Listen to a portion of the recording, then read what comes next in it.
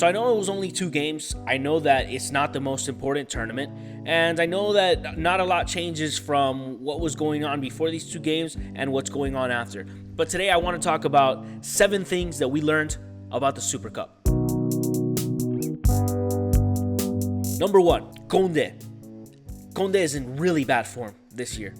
I think we saw it since the beginning. There was this image during the preseason games, and there's a meme that came out, like a video that came out, which was basically Rafinha and Lamine Yamal looking at Condé, and Condé was kind of in the background, like really pensive, really like in his thoughts, and they were like kind of laughing at him.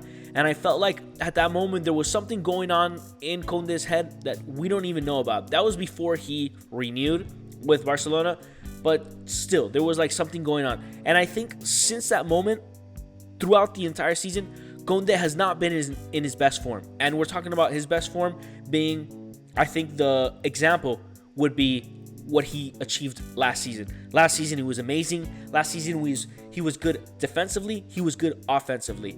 This year he's pretty good offensively, but defensively, man, he's leaving a lot to desire. I remember last season during the Clásicos, he would shut down Vinicius Jr. He would shut down Mbappé, which is his national team teammate. And this year, you don't see it. And I think in the Super Cup final versus Real Madrid, you saw it. He was being cooked by Vinicius. Now, we shouldn't take away credit from Vinicius. He had a really, really good performance in that final, and he was vintage Vinny. But I feel like even vintage Vinny was able to be stopped by a prime Condé. And this season, he's not doing it.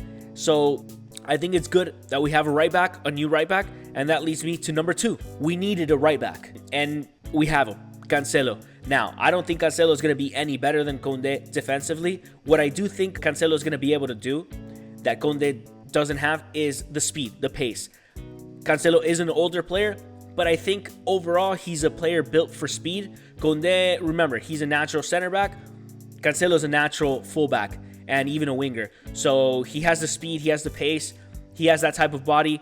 Maybe he's not going to be as good defensively, but if we remember, during the Super Cup final, there was a moment where Vinny was going down the wing, and instead of it being Condé who was tracking him, it was Rafinha.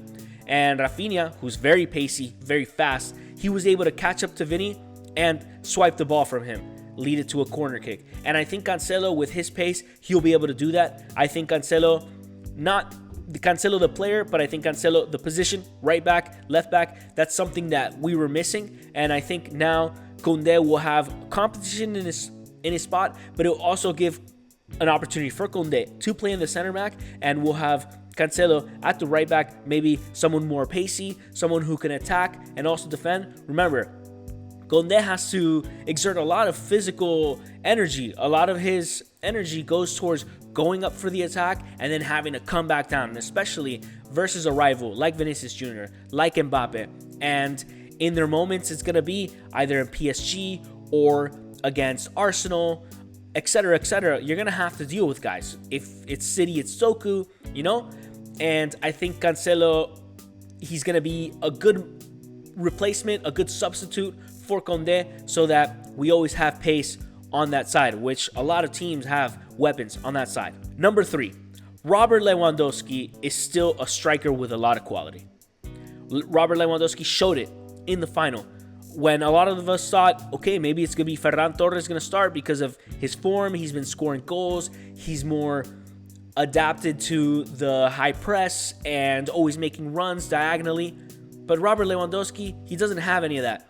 But you gave him that ball from Pedri, and he scored a golazo, a chip over Courtois. And it takes an elite world-class player to beat an elite world-class goalkeeper. And that's what Robert Lewandowski had. Yes, he can't press the entire time. Yes, he can't play all 90 minutes. But the minutes that he gives you, even if it's 60, even if it's 65, it's going to be quality minutes, because not only can he finish the way he finished against Courtois, but he's the type of player that understands when it's the right time to check in, when it's the right time to make a run, where the spaces are to receive balls from his teammates, Pedri, Olmo, Fermin, Rafinha, Lamine Yamal.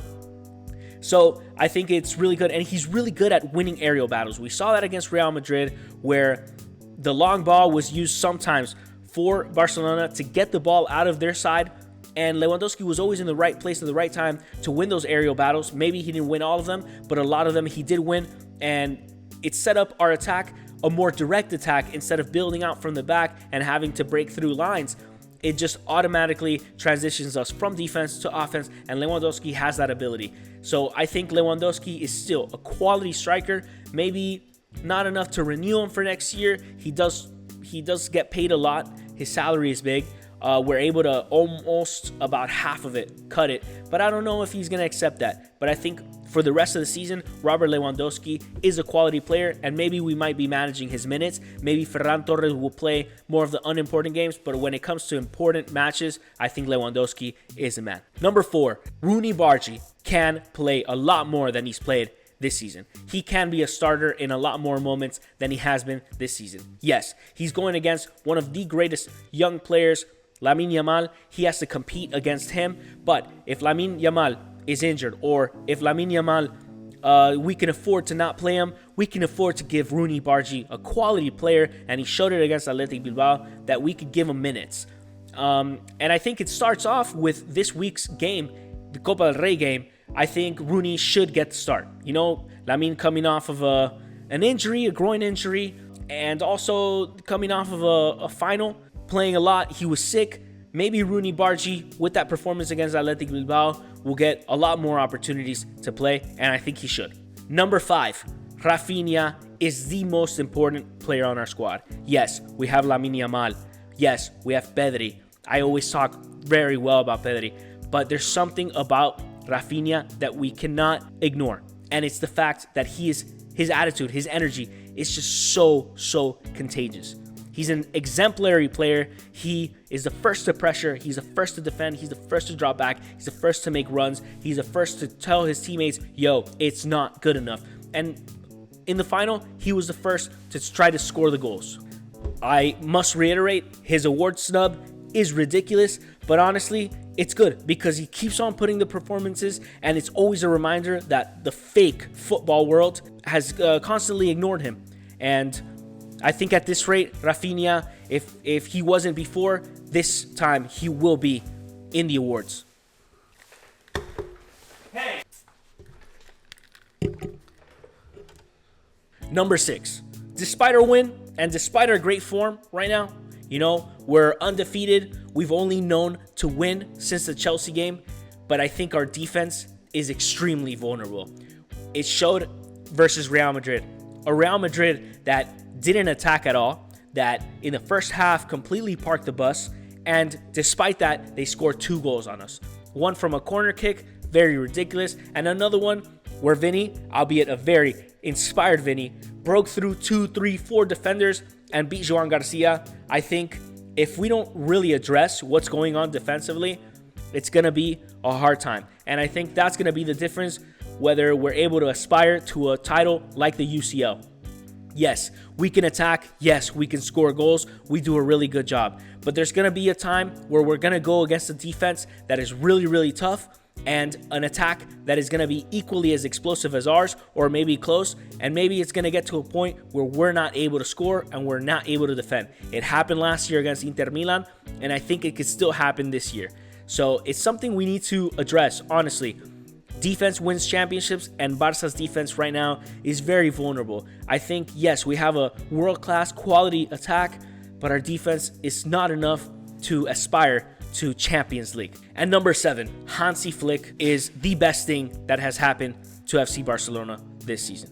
He's created a healthy, competitive, and positive atmosphere and environment in that locker room, something that we're looking at Real Madrid, and all of that is the opposite over there.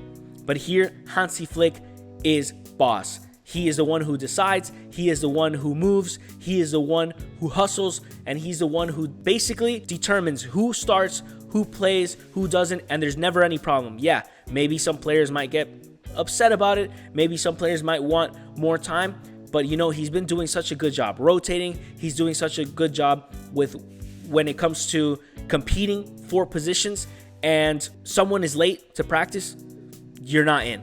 It doesn't show up, you're not playing. Lamine Yamal was sick, missed a training session, you're not starting. And it's just very simple, and it's just like that. Last year he did it with Condé. Condé showed up, I think, 30 minutes or an hour late to the pre-game meeting. He took away his starting role, gave it to somebody else, and it could have risked us a loss. It could have risked us a bad performance, and still he died on that ship. He sunk with that ship, and he said, you know, if you're not here, I'm going to do something that might sabotage the team, but in the end, it's going to be my decision because of you, and we're going to lose as a team. And that's something that I think a lot of teams should aspire to be. They should have someone in that locker room who decides who is the boss. And we saw it with Real Madrid. We saw it that more and more news is coming out. I know I said that Xabi Alonso might have gotten fired, secretly fired, and decided to say, you know, it was mutual. No, I'm starting to see things that Xabi Alonso probably went up to Florentino and he said, dude, if I don't have the backing of the players, if I don't have the backing of the club, if I can't make my decisions, if I don't get respect, you saw what Kylian Mbappe did, where Xabi wanted to congratulate and do the hallway of honor for the Barcelona players, and Mbappe's like, no, man, let's get out of here, and everybody followed Mbappe.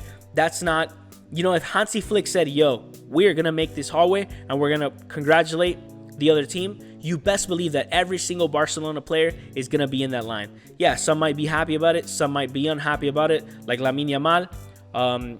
Yesterday, when they went through the hallway, he was kind of like a little bit, and what I mean by hallway is when the players line up to let the other players go through the middle, the Real Madrid players, and Lamine was a little bit behind. Carvajal went to go address it. He's like, yo, come on, like, shake hands with the guys.